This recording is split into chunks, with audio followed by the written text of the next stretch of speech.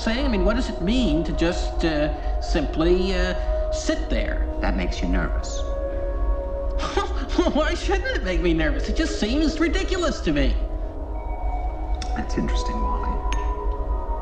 You know, when I went to Ladakh in Western Tibet and stayed on a farm for a month, well, there, when people come over in the evening for tea, nobody says anything, unless there's something to say, but there almost never is, so they just sit there and drink their tea, and it doesn't seem to bother them. I mean, see, the trouble, Wally, with always being active and doing things is that I think it's quite possible to do all sorts of things and at the same time be completely dead inside.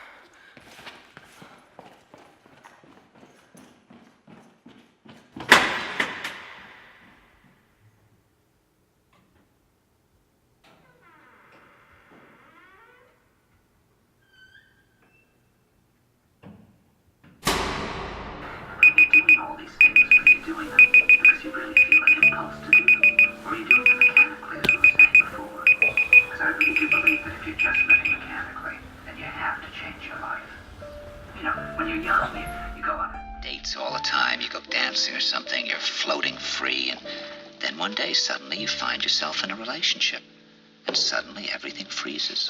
And this can be true in your work as well. And I mean, of course, if you're really alive inside, then of course there's no problem. I mean, if you're living with somebody in one little room and there's a life going on between you and the person you're living with, well, then a whole adventure can be going on right in that room.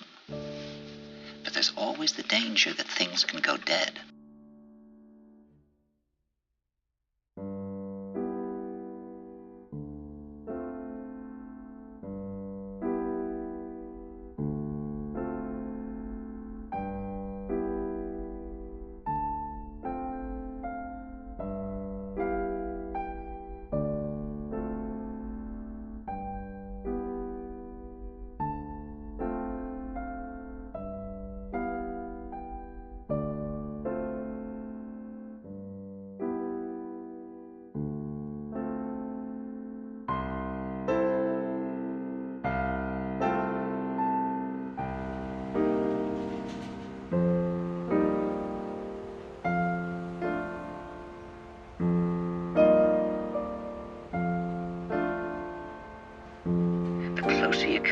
To another human being, the more completely mysterious and unreachable that person becomes.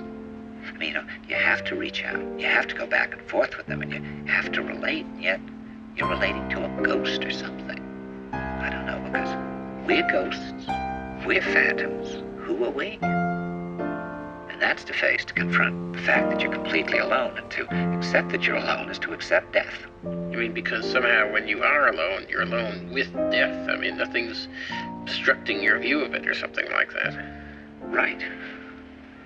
You know, if I understood it correctly, I think Heidegger said that if you were to experience your own being to the full, you'd be experiencing the decay of that being toward death as a part of your experience. You know, in the sexual act, there's that moment of complete forgetting, which is so incredible.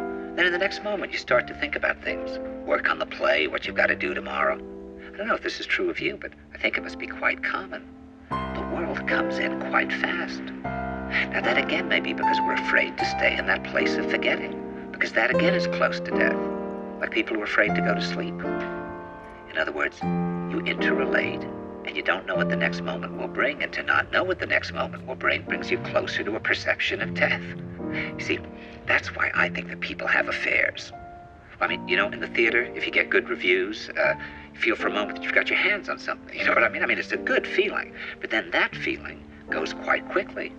And once again, you don't know quite what you should do.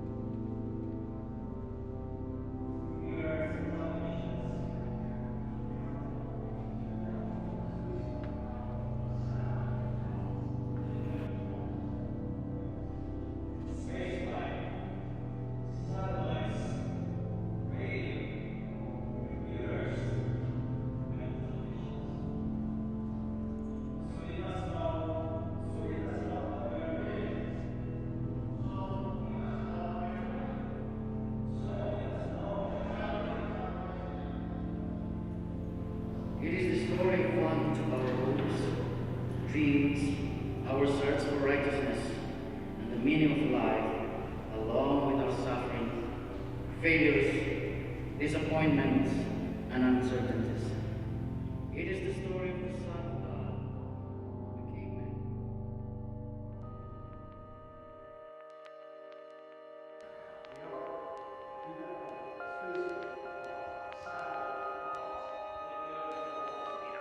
People hold on to these images of father, mother, husband, wife, again, for the same reason, as they seem to provide some firm ground. But there's no wife there.